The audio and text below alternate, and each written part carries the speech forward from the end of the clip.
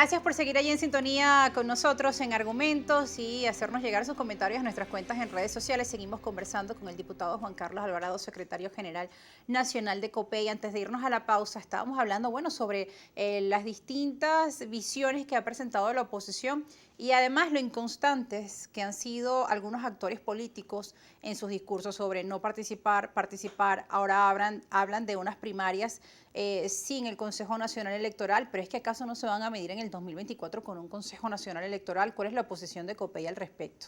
Mira, primer punto, yo creo que una de las cosas importantes, los que deciden retomar la ruta constitucional y electoral, primeramente, ir no solo a los estados y a los municipios a convencer a la gente que vote por ellos, sino primero pedirles perdón, ¿no? Pedirles perdón por la ruta equivocada que tomaron en un momento determinado. Se perdieron espacios importantes de accionar político que además que permitían ayudar en la solución de los problemas de los venezolanos y además de pedir ese perdón, rectificar, respetar y reconocer. Creo que son tres R fundamentales que se deben aplicar para que empecemos a avanzar en lo que realmente queremos. La realización de una elección primaria sin el Consejo Nacional Electoral, desde COPEI, lo vemos como algo totalmente pues, fuera de lugar por muchas razones. La primera, creo que la realización de una elección primaria con el Consejo Nacional Electoral, que ya tenemos además antecedentes, ya se hizo de hecho en el año 2012, se pudo realizar donde, bueno, Enrique Capriles pues pudo vencer en esa oportunidad a Pablo Pérez y no hubo ningún tipo de inconveniente, fue una elección además mucho más compleja, porque además hubo elecciones también regionales para gobernadores y para alcaldes dentro de esas elecciones primarias. Permitió entonces también recuperar confianza, motivar la elección, porque además algunos piensan que el CNE no es el que motiva realmente al venezolano a saber, sino los liderazgos. Yo, bueno, son las opiniones de cada quien, yo las respeto, pero sin duda cuando se pierde la motivación a la participación es también porque hay líderes que de alguna manera han tratado de sembrar tesis que realmente no son las correctas. Ejemplo, año 2005. ¿Por qué se fue la abstención en ese momento particular cuando se perdió el poder legislativo al 100%? No se participó. Porque el año anterior se había hecho el referéndum revocatorio y un sector de la Coordinadora Democrática en ese momento denunciaba fraude dentro de lo que fueron los resultados electorales. Y ahí se pidió, ¿dónde están las pruebas? Nunca aparecieron las pruebas. Pero a los meses, uno de los líderes de la Coordinadora Democrática, en este caso particularmente Henry Ramos Alud, inscribían candidatos a la gobernación para participar en el año siguiente. Ahí es donde nosotros decimos, bueno, ¿cuál es la importancia realmente y la seriedad con lo que queremos tomar y representar esto?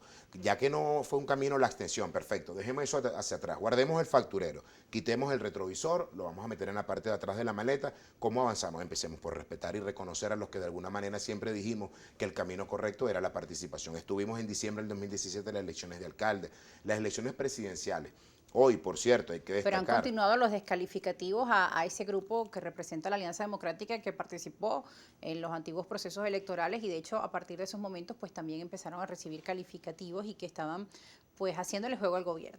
Mira, es lamentable esos calificativos. Hoy nosotros podemos salir con la frente en alto, dando la cara y diciéndole al país, primero, que no nos equivocamos. Segundo, que formamos parte, en este caso No están haciéndole el particularmente, juego al gobierno. no estamos haciendo juego de gobierno porque fíjate, nosotros formamos parte de una mesa de diálogo nacional que logramos propiciar en el año 2019, pero antes de eso participamos en la elección presidencial cuando muchos salieron en el 2017 en protestas a reclamar el adelanto de elecciones presidenciales. Se adelantaron en el 2018, la verdad es que no participaron no porque las adelantaron, no participaron porque no había acuerdo en tener un candidato para ese momento, un candidato unitario, pero luego de eso nosotros logramos propiciar el desarrollo de una mesa de diálogo nacional, lo que hoy nos encontramos en la mesa de diálogo nacional, unos que le pusieron un calificativo de la mesita. Bueno, esta mesa logró que se pudiera reinstitucionalizar el accionar dentro de nuestro país. Allí se pudo escoger un nuevo Consejo Nacional Electoral, se motivó a la participación del 2020 que constitucionalmente correspondía realizarse, se eligió esta Asamblea Nacional que muchos de ellos llamaron que era ilegítima por cómo se procedía a la escogencia de estos diputados, que hoy estamos en la Asamblea Nacional, que votamos por unanimidad al Poder Electoral y al Poder Judicial, y hoy tienen cuotas representativas dentro de estos Y que esquemas. incluso son temas que siguen en los diálogos de México, que se repitan unas elecciones legislativas justas, transparentes, con condiciones. Vamos a revisar, diputado, el portal de Noticias F, vamos a ver la prensa internacional, a ver cómo se refieren al tema de las primarias de la oposición.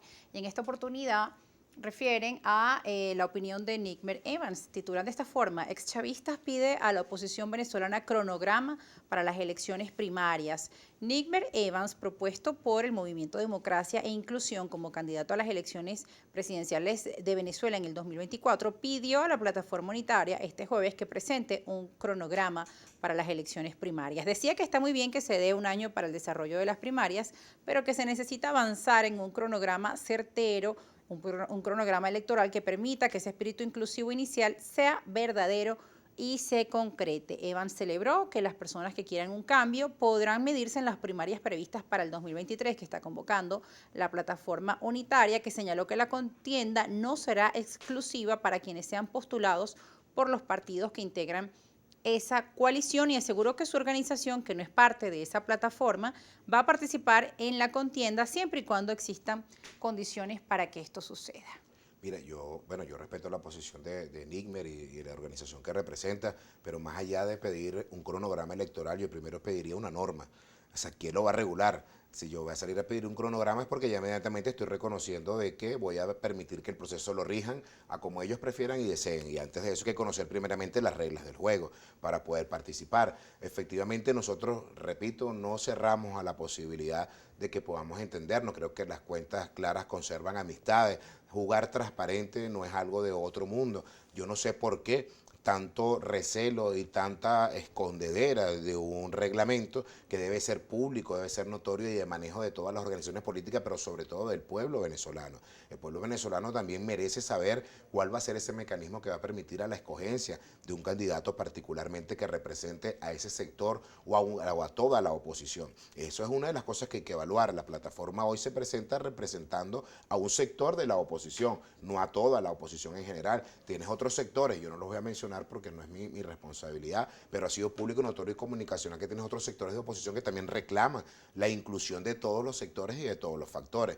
Lo que te decía hace un rato, la coalición de la plataforma y de la Alianza Democrática no tienen en su totalidad el dominio de la oposición. Hay otros sectores que son independientes, hay otros sectores que han hecho coaliciones que deben ser respetados y tomados en cuenta para que podamos entre todos sumar y construir realmente esa opción.